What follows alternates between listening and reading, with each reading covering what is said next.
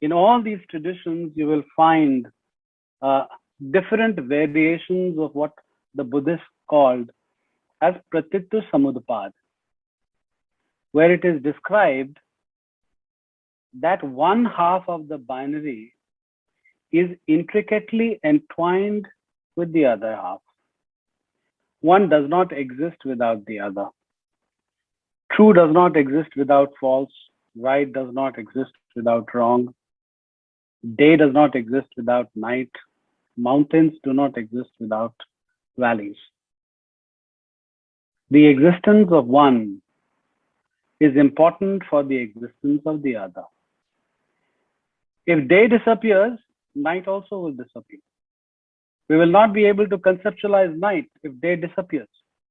It is basically in the contrast that we are able to observe night. So in intellectual pursuit, usually what happens is that we think that right is right, wrong is wrong, true is true, false is false. And after a certain point in time, we recognize that one does not really exist without the other. So this entire approach, which is based in the dichotomy of true and false, begins to move away from our system.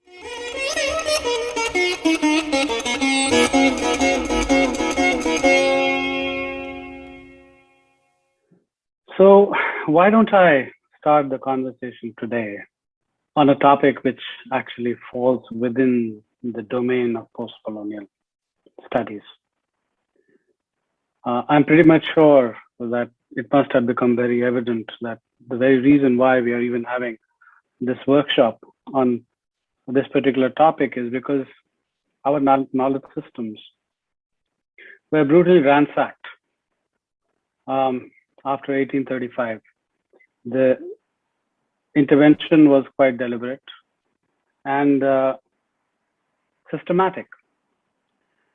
Now, before the intervention happened, there was also the creation of a particular narrative, very similar to how Iraq was invaded. Before the invasion of Iraq, the news was spread that Iraq has weapons of mass destruction. And once the narrative caught on, the invasion happened. And later, of course, it was found out that there weren't any weapons of mass destruction. So before this brutalization of the Indian knowledge system happened, before the eradication of the indigenous educational system happened, there was this very sinister narrative which was actually created on India and Hinduism in particular. And the individual who did this was named James Mill. He was basically a journalist by profession. And in between 1806 and 1817, he wrote 3 volumes of this particular book, History of British India.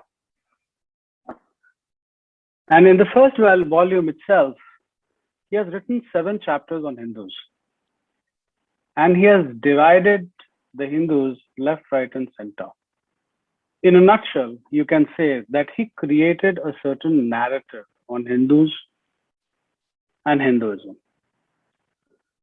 And this narrative, over a period of time, has become the normative narrative. It has become the dominant narrative, to the extent that you find the reflections of this narrative on discussions on Hinduism anywhere you go, around the world, as well as in India. The reflections are found in NCERT books also.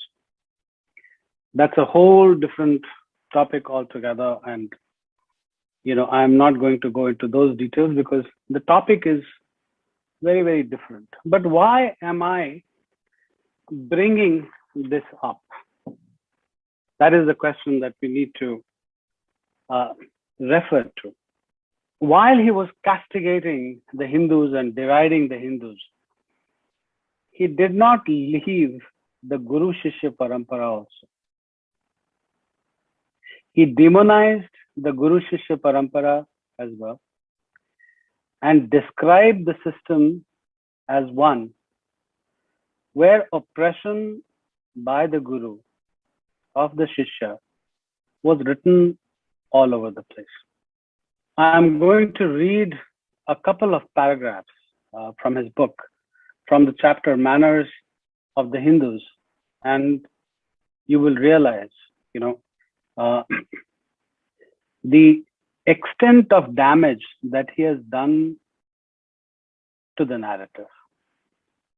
He writes, quote, "The condition of the student much more closely resembles that of an European apprentice than that of a pupil in literature. He dwells in the house of his preceptor and tends him with the most respectful assiduity.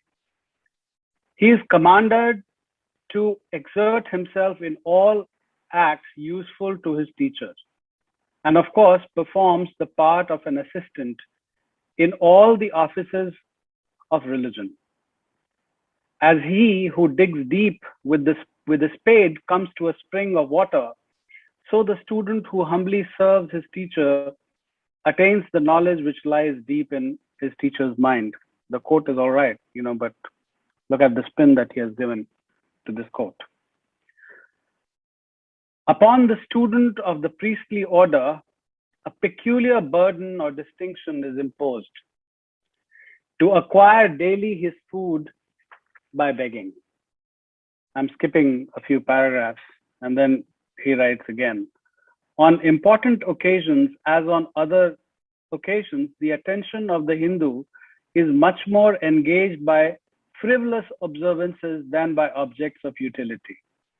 While the directions laid down respecting the instruction of the pupil are exceedingly few and insignificant, the forms according to which he must pay his duty to the master are numerous, minute, and emphatically enjoined."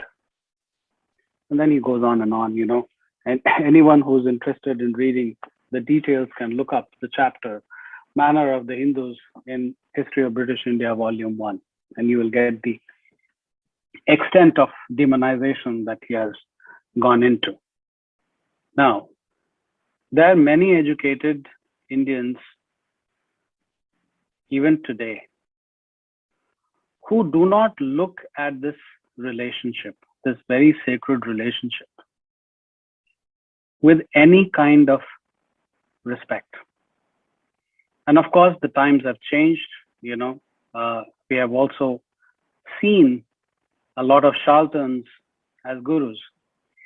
But today we are going to get into the tradition and basically understand how this parampara, this tradition, was actually dealt with.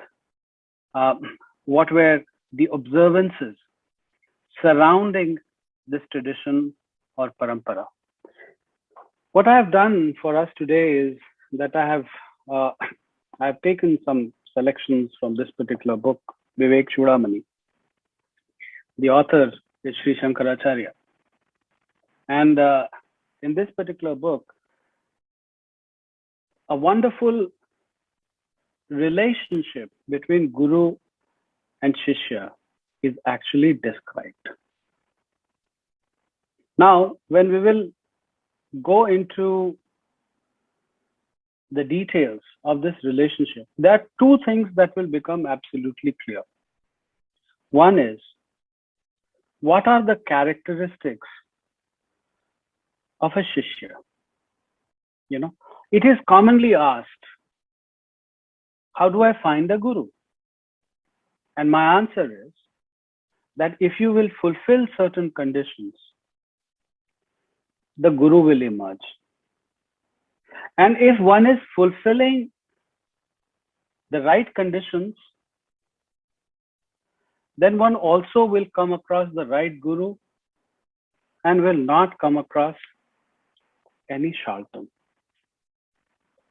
Now, this is extremely important from the perspective of epistemology. I did not watch Professor Jha's presentation in totality, but I saw parts of it.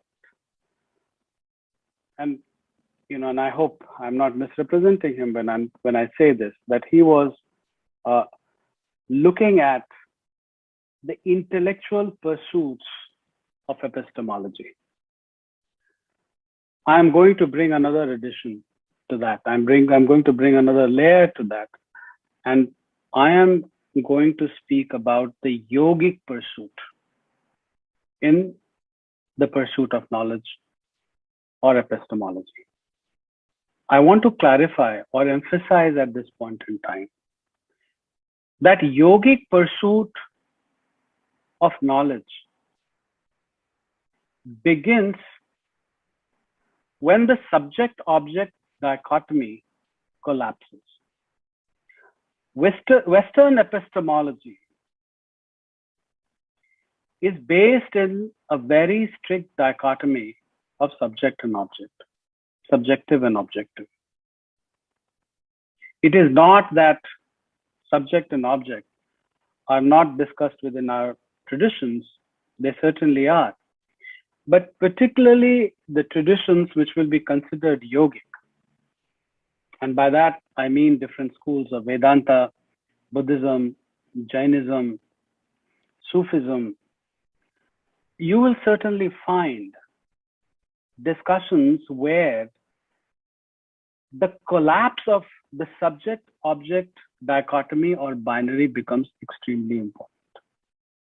This is a unique characteristic of Indian epistemology. The yogic pursuit of knowledge actually begins when collapse of dichotomy and binary happens. And why is it so? Mind essentially operates in binaries. It essentially operates in dualities and dichotomies. According to the yogic tradition, there are many, many realms of consciousness that are beyond the mind. So the mind has to be transcended and binaries have to be transcended. And in order for the binaries to get transcended, an essential condition is the collapse of binaries. So that is why, in all these traditions, you will find different variations of what the Buddhists called as Pratitya Samudpad, where it is described that one half of the binary is intricately entwined with the other half. One does not exist without the other. True does not exist without false. Right does not exist without wrong. Day does not exist without night. Mountains do not exist without valleys. The existence of one is important for the existence of the other. If day disappears, night also will disappear. We will not be able to conceptualize night if day disappears. It is basically in the contrast that we are able to observe night. So in intellectual pursuit, usually what happens is that we think that right is right, wrong is wrong, true is true, false is false. And after a certain point in time, particularly if we are interested in spiritual literature, we recognize that one does not really exist without the other. So this entire approach, which is based in the dichotomy of true and false, begins to move away from our system. It is not that the pursuit of truth collapses, but the pursuit of truth acquires a very different dimension than one which is located or positioned in the binary of right and wrong, true and false. So this is the kind of epistemology that I'm going to talk about. And within this context, I'm going to talk about the characteristics of a seeker and the characteristics of a guru. So what are some of the characteristics of a student or a seeker as per Sri Shankaracharya's Vivek Chudamani? The first thing that he says is that the student must have Vivek, the capacity or the power to make a discernment. And what kind of discernment is he talking about? He's talking about Nitya Anitya Vastu Vivek. What is eternal from what is time bound, the distinction. The discernment between what is eternal from what is time bound. An important condition. In our knowledge pursuit, many of us are blessed with this pursuit, from time to time.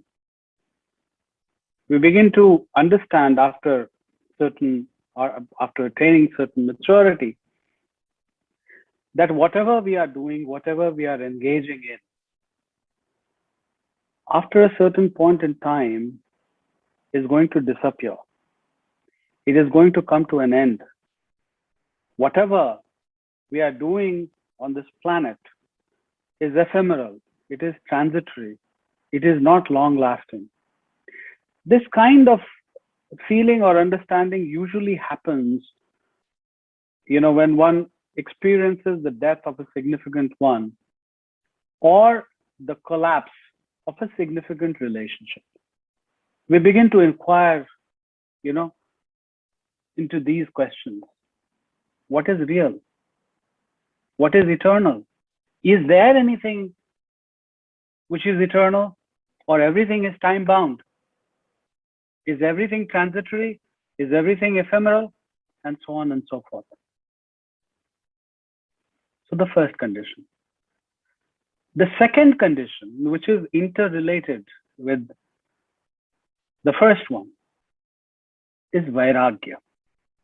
When there is a certain kind of detachment that occurs, one does not feel involved in day-to-day activities.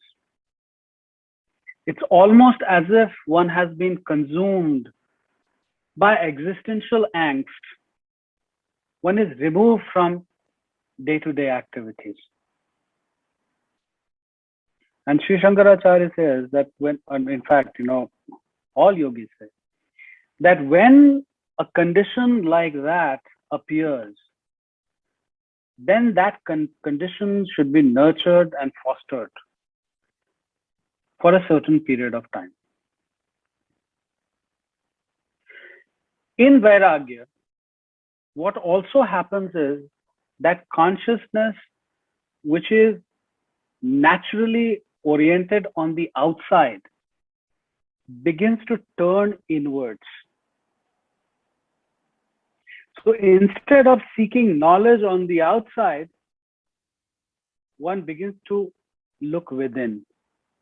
One begins to explore within. And gradually, one begins to find out that there's a lot to learn about oneself. It's a whole different book that basically opens up. And then there are 6 different psychological characteristics that are described.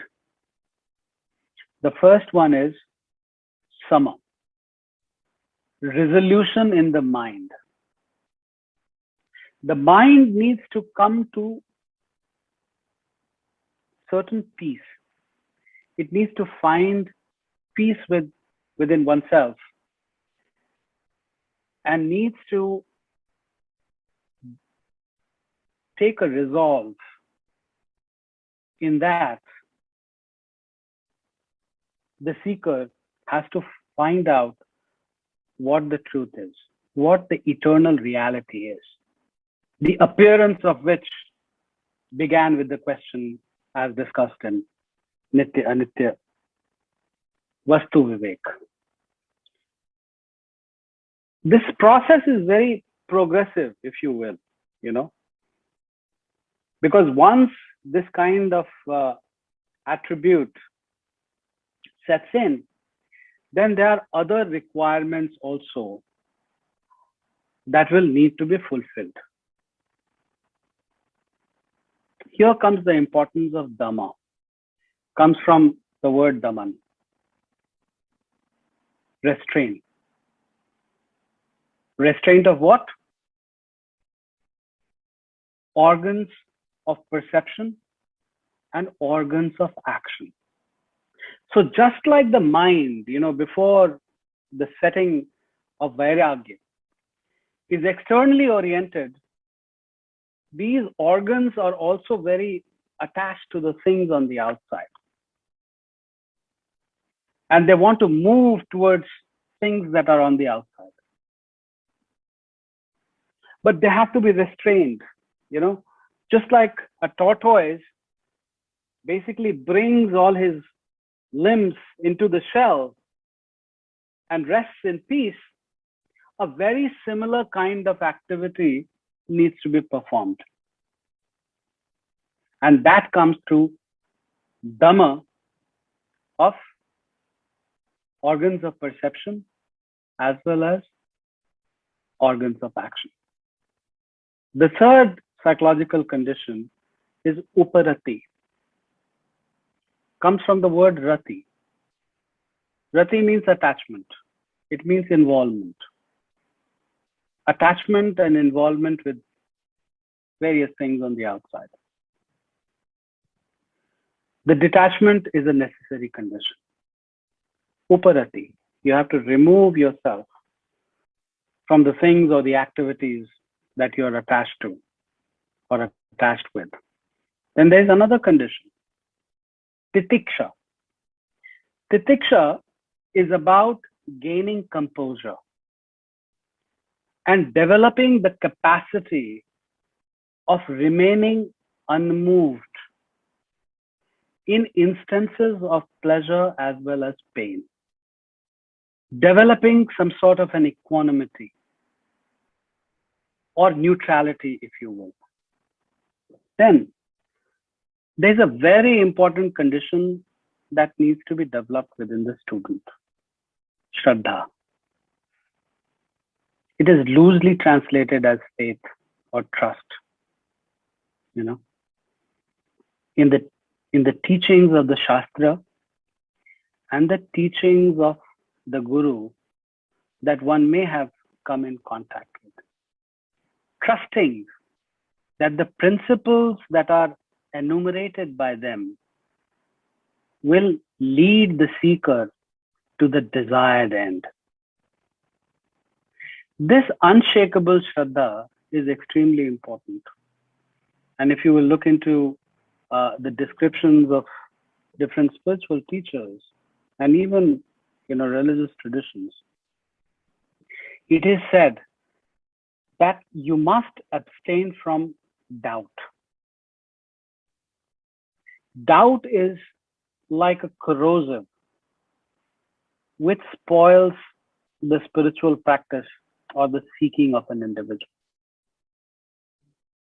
So Shraddha needs to become absolutely stable. It needs to burn in an unflickering way, if you will. And then the last psychological condition is one of samadhan, a complete resolve and resolution in the mind. One is absolutely steadfast that he or she is going to pursue the path. There isn't any anxiety within the system. There isn't any flickerings going on in the system. One has attained that stability, if you will.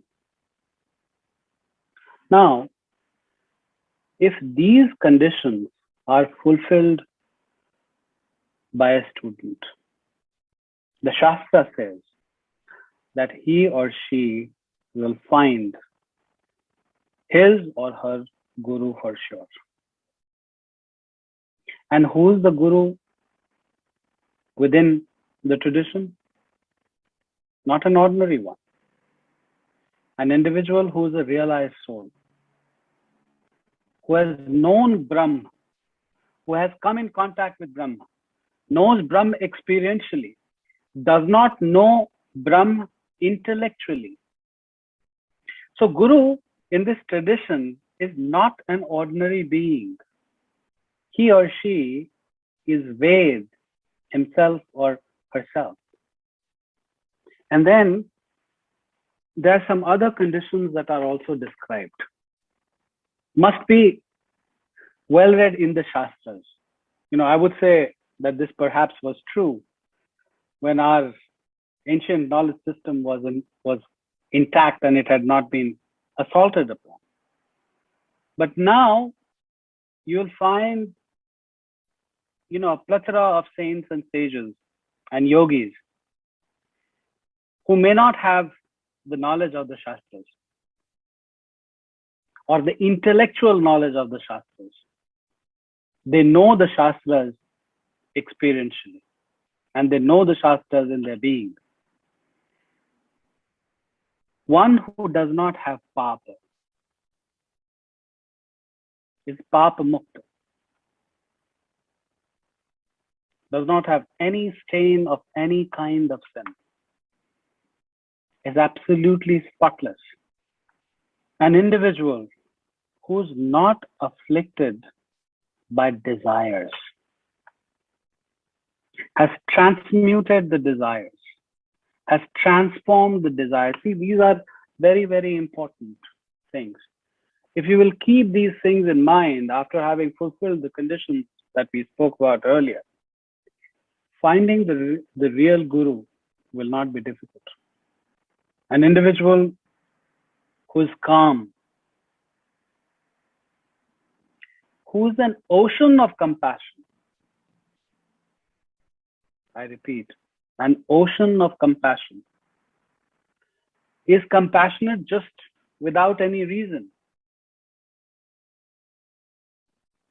Unconditionally compassionate. And the last characteristic that Sri Shankaracharya describes is a helpful friend to seekers who approach him or her with respect. So, this was about the Guru Shishya Parampara from the spiritual perspective, from the yogic perspective. Most of us here are teachers in our respective professions. So what are some of the things that we can actually follow with our students? And in that matter, I will take help of some of the things that Sri Aurobindo has spoken about. Sri Aurobindo has given 3 principles of education. The first one is very radical, something on which we must inquire and ruminate. He says, nothing can be taught. Usually we teachers are very eager to teach our students.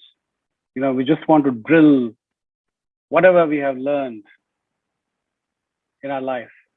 We just want to pass them on. We want to transmit all our learnings to the student. Sri Aurobindo is very radical in saying this. He says nothing can be taught. And this is absolutely beautiful because what he says is that knowledge is latent in all of us. It is residing in all of us. And we teachers are basically midwives, or we should behave as midwives to the emergence of knowledge which is residing within. So what is it that we should ideally be doing? And this is something, which I've done quite a bit in my life, and I've seen positive results of this. Create the right kind of condition. Create conducive atmosphere around the student and allow things to emerge. There's another very important principle, that he talks about.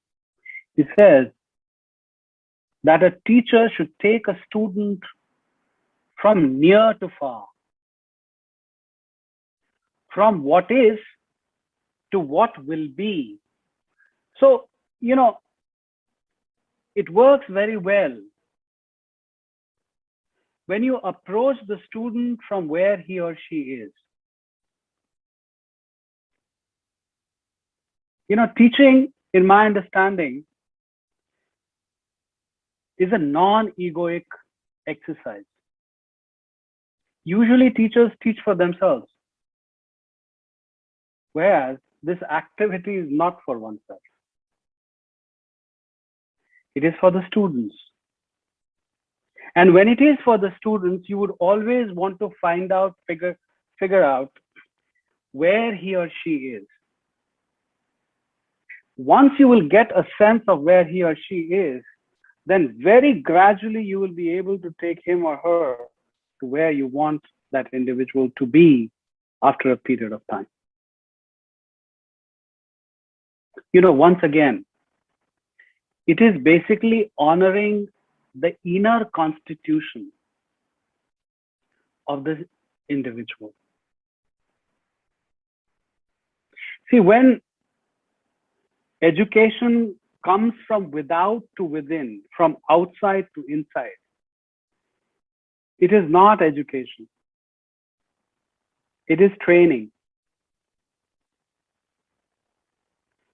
Most of us lack this distinction between education and training because of the mechanical world that we have come to inhabit. We have become more interested in training people, whereas education is, once again, addressing what is within, and from within, basically, to proceed outside. The third principle, that he talks about, and we have already touched upon this, is that the mind should be consulted. Consult the mind of the students. Involve them. Incorporate them as much as you can. Things begin to acquire a very different dimension. I want to read a few lines of his from this book, The Synthesis of Yoga. In this book, he has written a chapter called The Four Aids. And in Four Aids, he is describing the teacher as well, as one of the aids in the progress of yoga. He writes, the teacher of the integral yoga will follow as far as he may the method of the teacher within us. He will lead the disciple through the nature of the disciple. We discussed that. Teaching, example, influence. I repeat. Teaching, example, influence. These are three instruments of the Guru.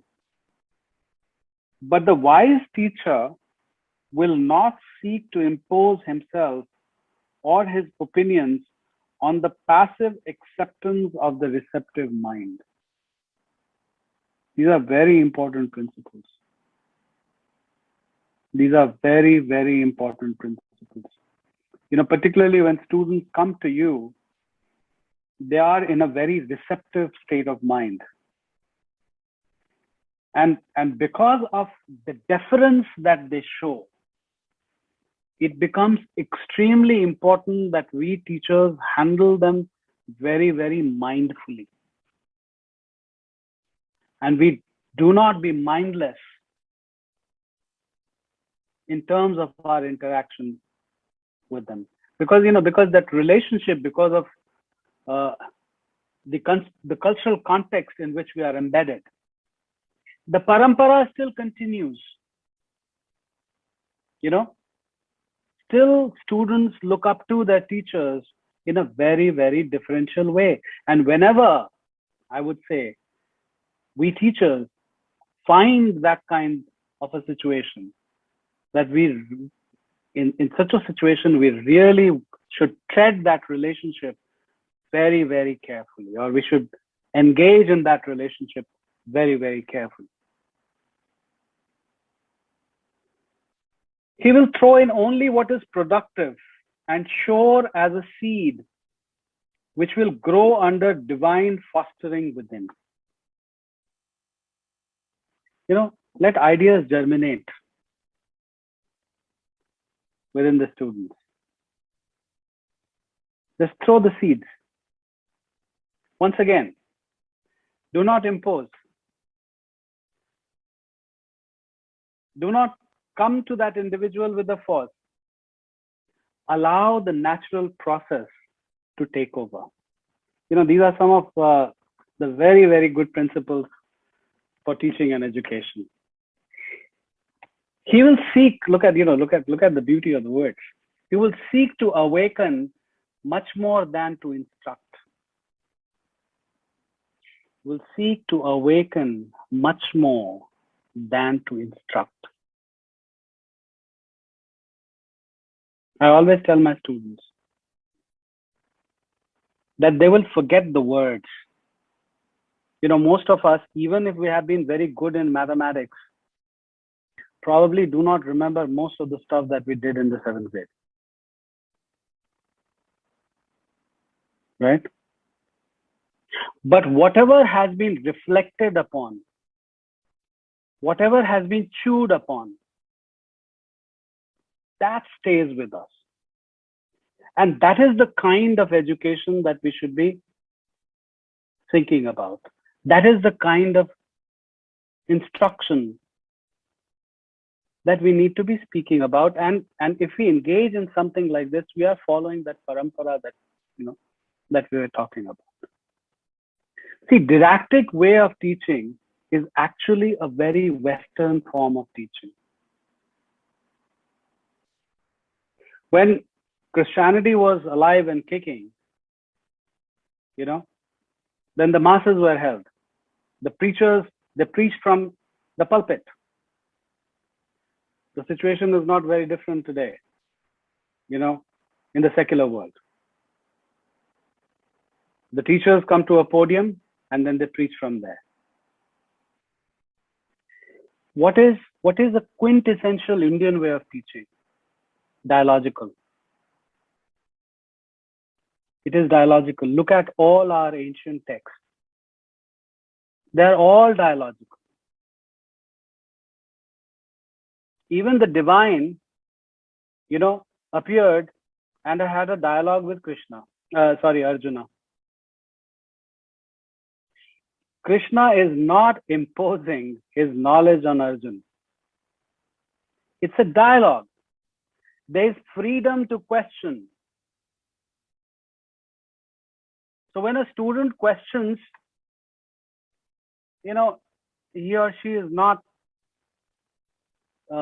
making an affront upon us. It's an engagement. It's a dialogue that needs to be followed. He will give a method as an aid, as a utilizable device, not as an imperative formula or a fixed routine. And he will be on his guard against any turning of the means into a limitation against the mechanizing of process. His whole business is to awaken the divine light and set working of the divine force, of which he himself is only a means and an aid, a body or a channel. The example is more powerful than the instruction, but it is not an example of the outward acts, nor that of personal character, which is of most importance. They have their place and their utility, but what will most stipulate aspiration in others is the central fact of the divine realization within him, governing his whole life and inner state and his activities. The more realized we are, the more we will be able to transmit these things to the students. Once again, these are not about just words alone, but what is the power which basically comes behind the words? And that power is only acquired through practice. Walking the talk becomes very, very important, And in fact, the more you will walk, less you will need to talk. This is the kind of influence that Sri Aurobindo is talking about. How do we influence our students? Students are very, very perceptive, and they're very, they're keen observers of their students, of the teachers. In fact, my understanding is that in the first class, from kindergarten to the postgraduate level, in the first class, a teacher is always tested by his or her students. Always. It's an unconscious process. And you know why that happens? The students want to have a feel of how far the teacher is going to go with them in terms of the internal support that they are seeking. And that is why, the moment the teacher enters, prodding begins. Sometimes directly and sometimes metaphorically. And from my experience, I would say that every class is actually, or rather every course is made or broken in the first session itself. So if you are able to win over your students in the first session itself, you are going to have a seamless time. And this is the kind of influence, that Sri Aurobindo is talking about, This is the universal and essential element. The rest belongs to individual person and circumstance. It is this dynamic realization that the sadhak must feel and reproduce in himself according to his own nature. He need not strive after an imitation from outside, which may be sterilizing rather than productive of right and natural fruits. Once again, the emphasis comes on the inner. Unfortunately, in post-colonial India, we have lost sight of this. Our education has become extremely externalized. So particularly, for a new institution like Rashtraam, which is trying to do new things, it is also important that we figure out what our ancient pedagogy has been. Our ancient pedagogy has been one of interaction and inclusion. And this is something, which is followed in village schools even now, even today, where, the Western influence is not as much as it is in the cities. Invariably, in primary and middle schools, you will find teachers enter the classroom and begin the class with questions. And through this interaction, through question and answer, they start unfolding the class. It is also very creative, you know. Only that teacher whose concepts and fundamentals are absolutely clear will be able to engage in this kind of a practice. In fact, you know, teaching for a teacher actually happens outside the class. It's not when you are in the classroom. It is what you have done earlier, what you have done before, how much you have thought about things, how much you have internalized things, how much of a creative individual you are in responding to your students. And all these things, once again, I will say, you know, is part of the Guru Shishya Parampara. Because questions and answers are happening in here and now. They are not predetermined questions. They're not predetermined questions. Just out of the blue, some pressing question will come up. And a teacher will only have an answer to the question if he or she has experienced that particular thing or has thought about it. If he or she hasn't, the answer will not be there. And in my understanding, I think there is nothing wrong in saying that I do not know. You know, I'm going to do my research and come back to you. Teaching in humility is very important, and it can be very endearing. It's not important that, you know, that we manifest, that we know everything. That is not important. Do we have the humility of saying, well, you know, I have not thought about it. I have not studied this. But I take your question. I'm going to do my research and I'm going to come back to you. Just last two paragraphs and then I will stop.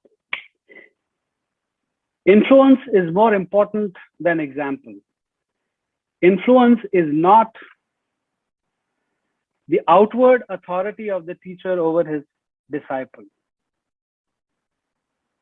but the power of his contact, of his presence, of the nearness of his soul to the soul of another, infusing into it, even though in silence, that which he himself is and possesses. This is the supreme sign of the master, for the greatest master is much less a teacher than a presence, pouring the divine consciousness and its constituting light and power and purity and bliss into all who are receptive around him. And it shall also be a sign of the teacher of the integral yoga that he does not arrogate to himself guruhood. Listen to this. That he does not arrogate to himself guruhood. And very true to his word, Sri Aurobindo abstained from it. You know, he did not want to be called a guru. In a humanly vain and self-exalting spirit, his work, if he has one, is a trust from above. He himself a channel, a vessel, or a representative. He is a man helping his brothers, a child leading children, a light kindling other lights, an awakened soul awakening souls, at highest a power or presence of the divine, calling to him other powers of the divine. Those students look into their guru in a very, very differential way. But what is the reason that the Guru Shishya Parampara, it is dying in the modern world, or it is being reduced to nothing? These days, students at the college level, they think the teachers are, they're just friends, or they treat it this way. I am not sure. Is it because of the acts and actions of the guru, or is it because of the shishya, or it is the way the culture is being developing, or I am not sure Yeah, what you think. And I think it is it's the last point that you're raising. See, this nefarious intervention by the Britishers in our culture was made 200 years ago, and unfortunately, in post-colonial India, we haven't really uh, neutralized the effect of what was put in place. So this narrative is still proliferating, and it's still bringing people, you know, uh, into its clutches. And as students come into this kind of narrative in conscious or unconscious manner, they basically, get disconnected from the tradition. And what happens in this process is that the sanctity, which is there between the student and the teacher, gets badly fractured. It's a very sanctimonious relationship. We must understand that. And perhaps I feel that we teachers will need to take that step, and maybe we'll have to swallow a lot of poison like Shiva did. if the guru starts feeling this way, the shishya, I think, will already start feeling this way. This Yeah, could be related the way you have presented. I personally feel that that we need to teach our students with unconditional love. Yes, sir. Yes, sir. It's difficult to practice, but I think more we engage in this, uh, more transformation will occur. Thank you. I've tested these principles, um, so I can say that even today it works. And my testing happened in India. I would not take the name of the institution, but I see that it still works. If we, as teachers, bring love, affection, and compassion towards our students, and if we are able to infuse in them, seeking of knowledge, then they start working with. And I'm sure you're I'll just give you one example. Yes, sir. It was in the same institution again. I will not take neither the name of the student nor the name of the place. So I had to teach history, to the students over there. And when I went to the class, I began with the history of that particular place, that particular city, and and within no time, I had the ears of the students. And most of the faculty within that institution would tell me that students are actually not interested in learning. But how do we infuse that? And it reminds me of the principle which I unconsciously applied at that point in time, which we discussed earlier. Taking the students from near to far. Take the students from where they are, to where you want them to be. So make your teaching contextual.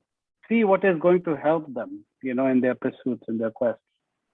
जिस जमाने में we had the Guru Drona, then he was aware कि मेरे लिए भीम है, इसको ऐसे करना है क्योंकि गदा में एक्सपर्ट है. अर्जुन को मुझे पैशन, एबिलिटी एंड फेथ, उसके बेसिस पे आप निकालते थे कि इसका स्वभाव क्या है, स्वधर्मा क्या है, उसको आगे कैसे ले जाना. उस बच्चे को बताओ तुम्हें यहाँ से यहाँ जाना है, मछली को तैरना है, गिलहरी को कूदना है पेड़ पे. बट अब वो जो मॉडल है काफी दूषित सा हो रहा है, क्योंकि अब ये जमाना आ गया है कि भाई हर चीज को ब्रॉड बेस्ड एजुकेशन देना है, हर एक को ये करना है. और यूनिवर्सिटीज में इतने हजारों बच्चे होते हैं, तो उसमें ये कॉन्सेप्ट जो पहले सिस्टम था आईडीपी वाला, पहले जब छोटे गुरु कुछ कम लोग होते थे, उनका फोकस रिटेंशन था, तो इस मॉडल को कैसे आगे बढ़ाया जाए, क्योंकि इसके बिना सर होता नहीं है. जैसे आप जितना भी डिजिटल कर लो, लेकिन जो होता ना कि टच एंड फील वाला इशू जो होता है, और होता क्या है कि टीचर, हम लोग कई बार टीचर लेवल पे रह गए, गुरु नहीं बन पाए। जैसे मैं बताऊं, कल अनुराधा जी ने टॉक दिया, वो खुद इतनी इंस्पायर्ड थी, उनसे बहुत अच्छा लगा। आपने, कुंदन जी, आपने बड़ा अच्छा किया, इट वाज रियली ग्रेट। तो इस तरह का इंस्पिरेशन हम कैसे लाएं, और जो हमें इंडिविजुअल लेवल पे देना है, वो हम ये बड़ा जो कमोडिटाइज्ड वर्ल्ड हो गया, जिसमें आप मास प्रोडक्शन की बात कर रहे हो, there are private universities who are having 15-20,000 student, तो उसमें वो हो नहीं पाता ना, एक एक बच्चे का हम ध्यान रख के कर पाए। तो इसमें आपका निर्देशन क्या रहे? That is ji, what I'd like to मेरा ask you. मेरा ये Namaskar. मानना है, जी जी, मेरा ये मानना है कि छोटे क्लासेस का होना बहुत जरूरी है। जी जैसे अगर आप नालंदा यूनिवर्सिटी का भी अगर आप रेशियो अगर आप देख लें, तो मेरे ख्याल से टीचर स्टूडेंट रेशियो 1:8 था। और यहाँ ग्रेजुएट लेवल में जब मैं सोफिया यूनिवर्सिटी में पढ़ा रहा था, तो हम लोग अपने क्लासेस में 14 स्टूडेंट से ज़्यादा नहीं लेते थे। और अभी मैं हिंदू यूनिवर्सिटी ऑफ अमेरिका में भी मैंने ये ज्वाइन करने के समय में ही मैंने ये कहा था कि मैं 14 स्टूडेंट से ज़्यादा एक क्लास में नहीं लूँगा। क्योंकि आप जिस इंटरेक्शन की बात कर रहे हैं, अगर हम इसको कमर्शलाइज कर दें, तो ये पूरी परंपरा जो है वो चौपट हो जाती है। उसके लिए समय होना बहुत जरूरी है, और अगर टीचर को समय नहीं रहेगा तो फिर ये इंटरेक्शन कहाँ होगा? तो इनफैक्ट जो नई पद्धति लोग लाने की कोशिश कर रहे हैं, तो उस पद्धति में भी ये बहुत जरूरी है कि इसका कमर्शलाइजेशन जो है वो कम से कम किया जाए। देखिए, हमारे पुराने समय में अगर हम पुरानी अपनी संस्कृति को अगर हम देखें, तो ये पूरा सिस्टम जो है वो स्टेट और कम्युनिटी सपोर्टेड था। इंस्टीट्यूशंस जो हैं वो अपने लिए रेवेन्यू जनरेट नहीं करते थे जी। तो हमको ये वापस जो है उसमें जाना पड़ेगा कि जो टीचर्स हैं उनका कंसर्न वो विशुद्ध बिल्कुल शिक्षा से ही होना चाहिए, और बाकी चीजें जो हैं वो जो इंस्टीट्यूशन है या जो कम्युनिटी है उसको उसका ध्यान रखना पड़ेगा। तो एक बात ये कि खाली टीचर ही पढ़ा रहा है, लेकिन क्या वो खाली टीचर का अहंकार नहीं है? तो क्या है भाई, ये बच्चा भी दूसरे बच्चे को पढ़ा सकता है। कितना हम मिनिमम करें जो खाली टीचर को पढ़ाना है, कितना हम डिजिटल मोड में पढ़ाएं, कितना हम पीयर टू पीयर लर्निंग को बढ़ावा दें। तो कल के जो होता है ना कि what got you here won't take you there, तो जो अच्छाइयां उनको ग्रहण कर लें और नई टेक्नोलॉजी के माध्यम से उनको एम्बेड करते हुए, जैसे मैं अपनी क्लास में व्हाट्सएप ग्रुप बनाता हूँ, एक उनका लर्निंग पोर्टल बनाता हूँ, और जो आज जैसे मैंने पढ़ाया, बच्चों से कहते हैं भाई तुम उसमें बताओ तुम्हें क्या ऐड करना है। तो in this way how we can inspire student, और टीचर का रोल बड़ा मिनिमम सा हो जाए। मतलब इसमें क्या है कि जो जिसको टच एंड फील से करना है उस पर हम करें, और बाकी हम कैसे टेक्नोलॉजी और बाकी डिजिटल विद्या और बच्चों की खुद की पावर को इस्तेमाल करते हुए, जैसे मैं जब फ्रांस जाता हूँ पढ़ाने, तो उसमें 1.5 घंटा मैं पढ़ाता हूँ, फिर 1.5 घंटे बच्चे पढ़ाते हैं। तो what I would like to say कि मे बी हमें, अगर हम सोचें कि पुरानी जो गुरु शिष्य परंपरा वाला ही होगा, तो कई बार लगता है कि इस तरह शिक्षा इतनी मतलब इतनी कॉस्टली है अमेरिका में, अगर हम उस लेवल पे आएंगे तो इंडिया की शिक्षा भी काफी कॉस्टली हो सकती है। तो shall we not try to disrupt model, जो है ना, डिसरप्शन इसमें क्रिएट करने की जरूरत है सर। तो ऐसा मुझे नहीं, थोड़ा देखिए, सा मेरा ये मानना है कि ऑन द स्पॉट क्रिएटिव होना बहुत जरूरी है। जी जैसे आप जो ये बात कह रहे हैं, मैं बाकी स्टूडेंट्स को तो एंगेज नहीं करता हूँ, लेकिन हाँ, मेरे क्लासेस जो हैं वो बहुत डायलॉजिकल होते हैं। तो इनिशियल जो हम लोग के यहाँ भी जो है वो ग्रेजुएट लेवल पे 3 घंटे के क्लासेस होते हैं, तो 1 आध घंटा जो है मैंने टॉपिक को अनफोल्ड कर दिया और उसके बाद फिर क्लास को खोल देता हूँ कॉन्वर्सेशंस के लिए, डायलॉग्स के लिए। तो इनफैक्ट मेरे क्लासेस जो हैं वो कभी 3 घंटे में नहीं खत्म होते हैं। Richa ji is here, you know, she will vouch for this. वो 4 घंटे, 4.5 घंटे, कभी कभी 5 घंटे, पर्टिकुलरली अभी जब ये ऑनलाइन चीजें चल रही हैं, क्योंकि फिजिकल स्पेस में तो ये होता है कि दूसरी क्लास आने वाली है, इसमें तो वो भी कंस्ट्रेंट नहीं है। जी तो तो मेरा ये मानना है कि हम लोगों को ऑन द स्पॉट क्रिएटिव होना पड़ेगा, और अल्टीमेटली अगर हम ये गोल रखेंगे कि शिक्षा अच्छी और सुदृढ़ कैसे हो सकती है, जी, तो फिर हम उसको अचीव कर लेंगे, उसको और बहुत क्रिएटिव तरीके से करेंगे. You know, there won't be any formula, but I think if the intention is right, we will be able to achieve it. बहुत जल्दी कर लेंगे हम लोग. तो मेरा ये मानना है. And I have two questions, sir. One is that you told the dual nature. Do you mean to say that we have to accept when there is a truth, untruth also, should we accept it? And the second thing is, I was not having the clarity on how a faculty should you told that before going to a class, a faculty should internalize themselves. So I could not get that point of internalizing ourselves. And I have these two questions, sir. See, in quest for truth, what happens, the distinction between truth and falsehood, that itself disappears. The question itself becomes moot. And just what remains is non-dual truth. The truth shines without falsehood. So, that's the collapse of binaries that I'm talking about. And also, because this understanding or knowledge is beyond mind and beyond speech and beyond binaries, it also becomes very difficult, to actually articulate it.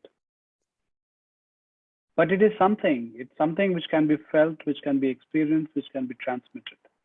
Before going to any class, the faculty has to internalize themselves. You told that we have to be much internalized, and I could not get the point. What do you mean to say that we have to internalize ourselves as a faculty? Yeah, not internalize ourselves, but what I'm saying is that there should be such a clarity on the subject matter, outside the classroom, that when we are within the classroom, we don't really have to, seek for any kind of book support. It just comes to us naturally. It's so ingrained within ourselves. Within the Indian tradition, there's a phrase which is used, Atmasat. Internalized to such an extent that you have become one with your knowledge. So once again, the distinction between the seeker and the sought has disappeared. And what you are teaching has become part of you. It has become an integral part of your own existence. To such an extent that even if you're woken up from sleep, you will just articulate it. So that's the kind of work that, that I was saying, that is very helpful in teaching. And, and as teachers, the more we do this, the better it will be for the kind of pedagogy that, that we are trying to perpetuate here.